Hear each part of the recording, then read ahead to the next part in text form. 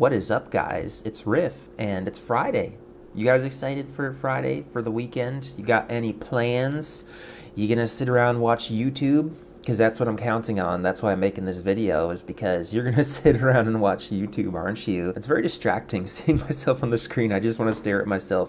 I'm gonna try not to. I had the great idea of watching and reacting to an old animation that I put on YouTube 11 years ago.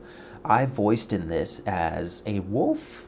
Before I was a husky, I was considering being a wolf, so this is some typical furry self-persona insertion into an animation. I also wrote this. I wrote the script for this. It's part of a bigger story that I was working on when I was in college that never got finished because it was way too ambitious and it was just a shit show. Without further ado, this is the aptly named Anthro Wolf and Cat Furry animation.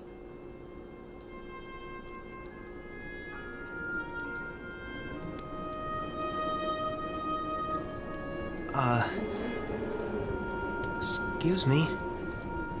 What now, Wolf? It's getting late. Go to sleep. Oh, I will. There's just something I want to say. Fine. Speak. Well,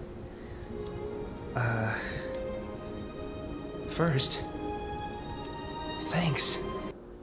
So, I'm gonna stop it right there. Sorry, I'm gonna be pausing it a couple times just to talk about it. This was at a time with voice acting where I couldn't just read a script and have an idea of how I wanted it to sound. I had to memorize these lines, which was easy because I wrote them all, but it wasn't like I could just read it and have it come out the way I wanted to. I had to sort of internalize it for a while. I think it was like a week of practicing lines, and then one day I just had so much experience and knew it so well that I just was able to do basically all of this in one take.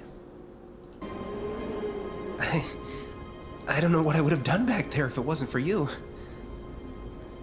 I never could have come this far alone. The problem is, I don't have any way to repay you. I don't have anything. And this is where the furry fanfictioners are getting bad ideas. They're getting some innuendo ideas from this. Ha! Right. You want to pay me back. Let's see now. You could start by not running blindly into scores of unwolfen soldiers. The soldiers you told me you had nothing to do with. What was the big idea with that, anyways? Well, you see... This is me trying to convey emotions with breathing. I was just sort of like... It's like anime sounds, like... Just a funny way to convey emotion. Go on, I'm listening. I can't tell you. Can't tell me? Oh, that's great.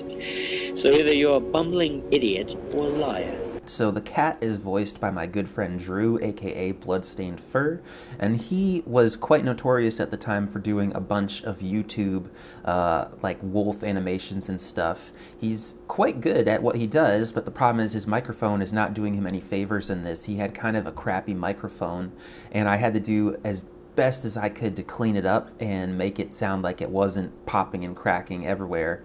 I'll pick one over the other, maybe you're both. I suppose, then, you also can't tell me what you were doing in the rabbit village either. No? Didn't think so. Oh, do I hate wolves and how they lie. Then, why didn't you just leave me there with the soldiers? Good question.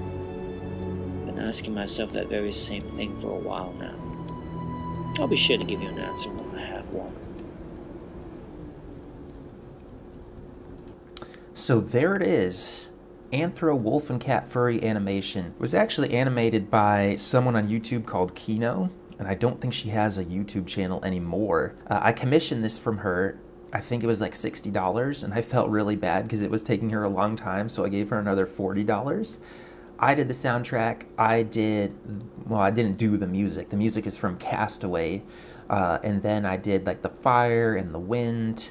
I did the snow. I kind of made the animation a little darker from the one she'd finished just because it was nighttime. Because this story is never going to get finished or more complete, the general gist of it is that young wolf boy is not your average wolf. He was found when he was just a pup, found by rabbits, and so he grew up with rabbits in a rabbit village, learning their herbivore, sinful ways. And then eventually other wolves stumble upon the village and they ransack that shit. They capture Wolf Boy, and he's understandably upset and angry, but he's also been raised by herbivores, so he's not violent. Cat sees it from a long ways away, you know, like this wolf that doesn't fit in with the other wolves, who's being abused and shoved around, and so he decides to intervene. Then he questions why he intervened, because he hates wolves. He doesn't want anything to do with wolves. Then they become reluctant friends, and eventually, you know, they are friends, and I don't know exactly where the story was going. It's kind of nostalgic for me to watch this and come back to it and remember in college writing this, so I hope you guys enjoyed it, and I will see you later and hope you have a great weekend.